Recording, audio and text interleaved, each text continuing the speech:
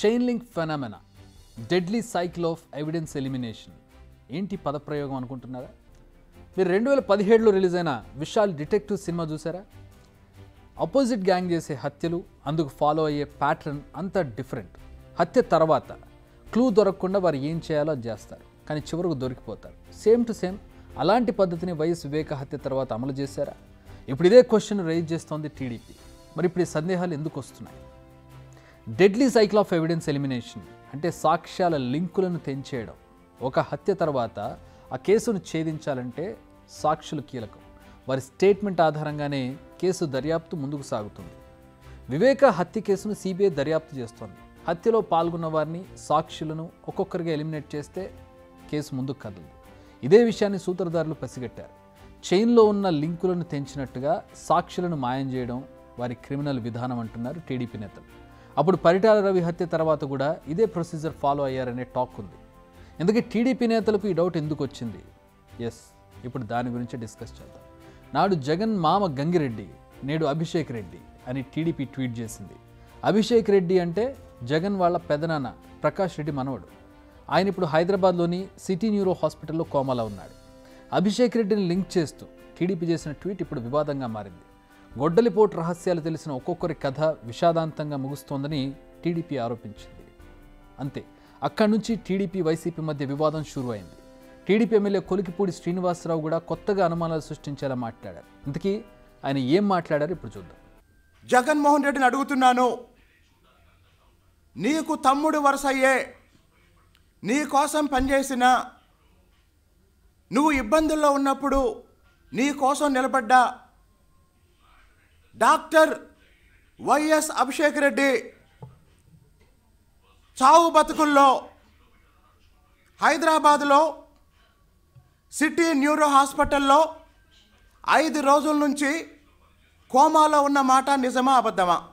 నీ కోసం పనిచేసిన అభిషేక్ రెడ్డి, నీ కుటుంబ సభ్యుడైన అభిషేక్ రెడ్డి పులివెందుల నుంచి నీ కుటుంబంలో ఉన్న మీ బాబాయిలు, మీ పెదనాన్నలు, మీ బంధువులందరూ అంటే అవినాష్ రెడ్డి కుటుంబం, అలాగనే వైఎస్ కుటుంబంలో ఉన్న దాదాపు అందరూ హైదరాబాదు వెళ్ళి హైదరాబాదులో ఒకప్పుడు నువ్వు కోడి కత్తికి ఎక్కడైతే చికిత్స చేయించుకున్నావో అదే హాస్పిటల్లో, సిటీ న్యూరో హాస్పిటల్లో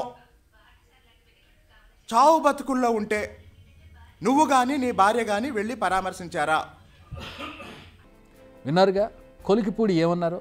జగన్కు కొడుకు వరుసయ్యే వైఎస్ అభిషేక్ రెడ్డి చావు బతుకుల్లో ఉన్నా ఎందుకు జగన్ పరామర్శించలేదని ప్రశ్నించారు. టీడీపీ ఆరోపణలను వైసీపీ ట్విట్టర్ వేదికగా ఖండించింది. మామకు వెన్నుపోటు పొడిచింది ఎవరో అందరికీ తెలుసంటూ ట్వీట్ చేసింది. అభిషేక్ రెడ్డి ఆరోగ్యంపై ఎప్పటికప్పుడు వైఎస్ జగన్ ఆరా తీస్తున్నారని వివరించింది.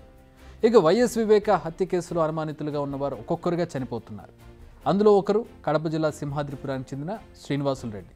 ఈయన సూసైడ్ చేసుకున్నారు. ఇదే కేసులో సాక్షిగా ఉన్న గంగాధర్ రెడ్డి అనుమానాస్పదంగా చనిపోయాడు.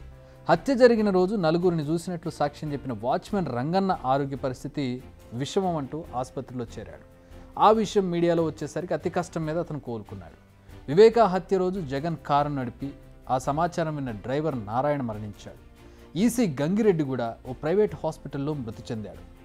అప్రూవర్ అయిన దస్తగిరి మీద కేసులు పెట్టి జైల్లోనే చంపేస్తామని బెదిరింపులు వచ్చాయని అతనే చెప్పాడు. సాక్ష్యాలు చెరిపేసిన ఘటనలో వాంగ్మూలం ఇచ్చిన అభిషేక్ రెడ్డి ప్రస్తుతం ఆసుపత్రిలో ఉన్నాడు. వివేక హత్యపై కేసు పెట్టి పోరాడుతున్న సునీతకు సోషల్ మీడియా ద్వారా బెదిరింపులు వస్తూ ఉన్నాయి. ఆమెకు కూడా ప్రాణహాని ఉందని కడప ఎస్పీతో పాటు హోమ్ మినిస్టర్ను కలిసి ఆమె ఫిర్యాదు చేశారు. అంతెందుకు, వివేక హత్య కేసును విచారించిన సిబిఐ అధికారి రామ్ సింగ్ మీద కేసు నమోదు చేయడం కూడా అనేక డౌట్స్ను రైజ్ చేస్తోంది. ఈ ఘటనలన్నీ చూస్తుంటే చైన్ లింక్ ఫెనామెనా పద్ధతిలో డెడ్లీ సైకిల్ ఆఫ్ ఎవిడెన్స్ ఎలిమినేషన్కు పాల్పడుతున్నారనేది టీడీపీ గట్టిగా చేస్తున్న ఆరోపణ. మరి ఇందులో ఎంత నిజమన్నది దర్యాప్తు సంస్థలే తేల్చాలి. బిగ్ టీవీ అవుట్లుక్ కథనాలు నచ్చితే వెంటనే బిగ్ టీవీ ఛానల్ ను సబ్స్క్రైబ్ చేయండి.